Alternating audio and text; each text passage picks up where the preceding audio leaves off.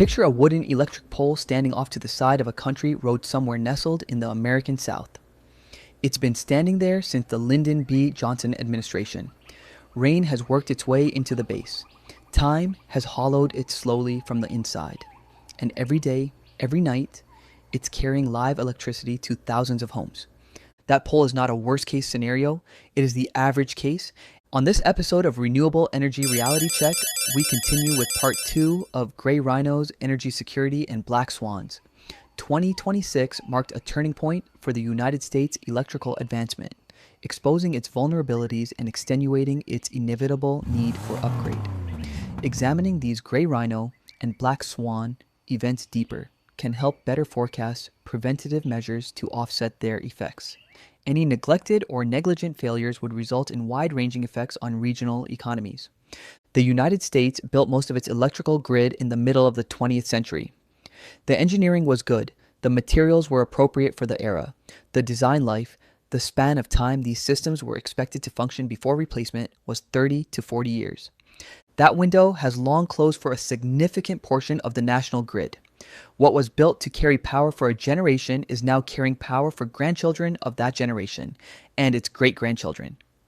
Winter Storm Fern arrived in early 2026 and moved through Tennessee, Mississippi, Louisiana, Texas, and Georgia with the kind of cold that exposed everything the grid had been hiding. When investigators went into the field after the storm to assess what failed and why, they found something that stopped them: cold. 60% of the wooden poles that collapsed during the storm showed visible rot. Yes, visible rot, not stress fractures, not unexpected load. 60% of the poles that failed were already failing before the first snowflake fell. The result? More than 1.2 million customers lost power. 170 people died. And those customers did not lose power. For a day or two, they lost it for 7 to 12 days. Nearly 2 weeks in the middle of winter, without heat, without refrigeration, in communities that did not have backup plans because backup plans cost money that deferred maintenance already spent. Winter Storm Fern is not a story about weather. It is a story about what happens when a known problem is allowed to compound year after year until a cold front stops being a forecast and starts being a reckoning. Fern was not an isolated event. It was the loudest entry in a long year of failures that accumulated across every region of the country. In the winter of 2026, national transformer failures rose by 18% compared to the year before, driven by record low temperatures stressing units that were installed in the 1970s. These are not sophisticated components. A transformer is essentially a large metal box filled with copper coils and cooling oil. But it has a service life. And when that life is exceeded by decades, cold weather does not merely stress the system, it breaks it. In California, when summer temperatures pushed into record territory during the August heat wave, 23% of the legacy transmission lines that failed showed documented advanced corrosion and insulation where that appeared in prior engineering infrastructure inspection reports. These were not surprises. In fact, they were items on a list that never made it to the top priority in the budget. This is the defining feature of the 2026 grid crisis. Almost none of it was unforeseeable. Almost all of it was foreseen. The failures arrived on a schedule that engineers had been quietly predicting for years in reports that policymakers had been quietly filing away. If one state has become the clearest lens through which to understand American grid fragility, it is Texas. The ERCOT system, the Electric Reliability Council of Texas, operates as its own electrical island, largely disconnected from the broader national grid. That independence was a deliberate choice, made for regulatory and economic reasons over decades. It means Texas cannot easily import power from neighboring states when its own supply runs short. In 2026, that design came with a steep price. ERCOT experienced recurring rolling outages. Not one catastrophic failure, but a repeating series of 1 to 4 hour blackouts cycling through communities on a rotating schedule throughout the year. The root cause was a reserve margin that had fallen below 10%. Industry standards call for at least 15. Below 10, there is simply not enough buffer when demand rises or generation unexpectedly drops. The estimated economic damage from those recurring outages across Texas, $30 billion. Not from a single disaster, from a slow, grinding, predictable series of short failures that the grid's own design left it unable to prevent. $30 billion. from a reserve margin that was a few percentage points too thin. The Missouri blackout began with a single 345 kilovolt transmission line, one of the high-capacity arteries that carries bulk power across a region, buckling under a combination of ice and wind in Kansas City and the surrounding communities. The result was not measured in hours. It was measured in days. More than 900,000 residents lost power for 71 hours, nearly 3 full days, because one line, carrying enormous load, was unable to hold against weather that infrastructure in a healthy state would have survived. In the Northeast, a major blizzard brought 60-mile-per-hour winds across New York, Massachusetts, Vermont, and Rhode Island. Aged wires snapped. 5 days of widespread outages followed in a region that contained some of the densest economic activity in the world. And then there are the failures that initially seem absurd until you understand what they reveal. In April, squirrel-induced short circuits on distribution transformers in Texas knocked out power for 350,000 customers. In the Midwest in May, bird nesting in substations drove equipment faults up 12% compared to the previous year. These are not flukes. A hardened, well-maintained grid does not go down because a squirrel contacts the wrong component. When wildlife interference becomes a statistically notable cause of regional outages, the animals are not the story. The infrastructure they are interacting with is the story. Every one of these failures, every darkened home, every factory floor that went silent, every data center that switched to generators has an economic translation. Total estimated losses from grid instability in 2026 fall between $155 and $245 billion annually. That is not a projection of future risk. That is what the United States economy lost in a single year to a problem it had the means to address and chose not to. The manufacturing sector absorbed $35 billion in losses from unplanned outages. For semiconductor fabrication and automotive assembly, the damage is not just the cost of lost production hours, a momentary power fault, not a blackout, not even a measurable interruption. Just a flicker lasting fractions of a second can compromise an entire production batch. Millions of dollars gone because the voltage wavered. Data centers, the physical backbone of cloud computing, financial infrastructure, and artificial intelligence, now consume more than 2% of all electricity generated in the United States. Service disruptions cost the technology sector an estimated $11.5 billion in 2026 alone.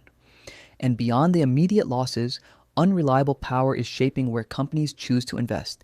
Facilities that require absolute power consistency are increasingly being sited in other countries rather than risk building in regions where the grid cannot guarantee delivery. McKinsey found that unreliable power is suppressing manufacturing capacity expansion by up to 10% in the highest risk regions.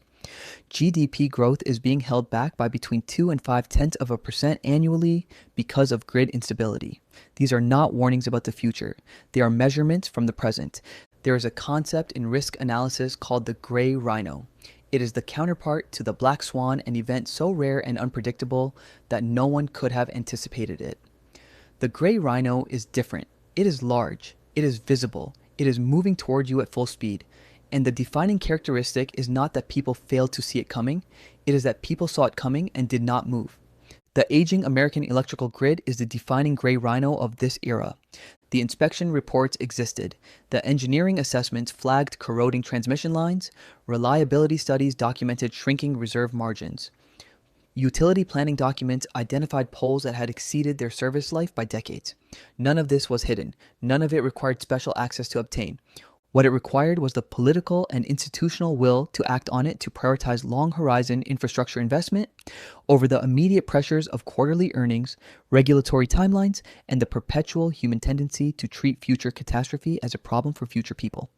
In 2026, the future arrived.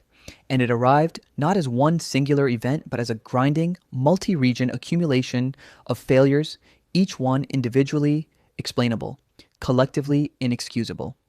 The path forward is not technically complicated. It is politically and financially demanding, and that is precisely why it has been delayed.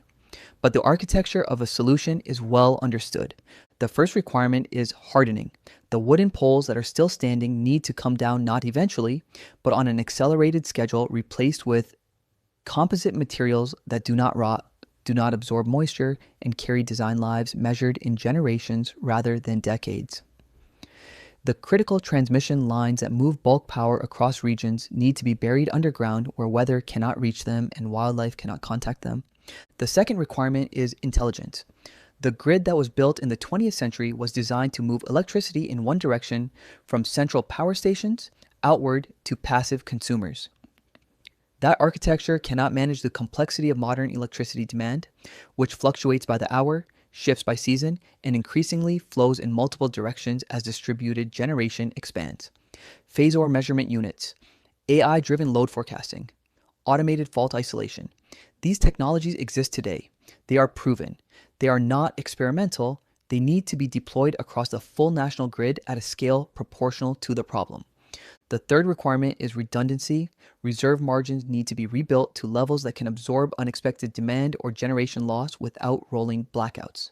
Distributed energy resources, rooftop solar, community battery storage, demand response agreements need to be integrated into grid operations as structural components, not optional supplements.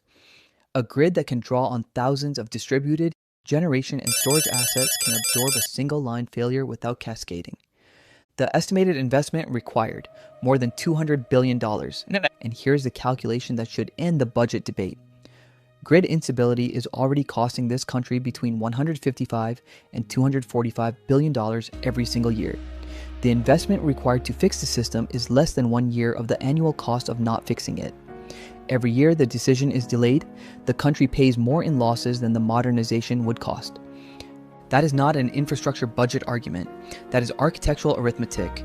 There is a version of the next decade where this investment gets made, where the grid gets rebuilt into something worthy of the economy it supports. There is another version where the debates continue, where the repair cycles extend, where 2026 is remembered not as the year the country chose to act, but as the year that confirmed the pattern. The year the warnings came due and the response was another deferral. The infrastructure does not negotiate. It does not respond to budget cycles or election calendars. It operates according to physics and chemistry and the inexorable fact of age. And right now, the physics are winning. The wooden poles will continue to rot. The transformer failures will keep rising. The reserve margins will keep thinning until someone decides that the cost of fixing this is less frightening than the cost of not. Because the math already decided this fate a long time ago. That's all for this episode of Renewable Energy Reality Check. Stay safe out there, everyone. If you haven't already, like, comment, subscribe, and enjoy. Always remember, take care of yourselves and be especially kind to one another.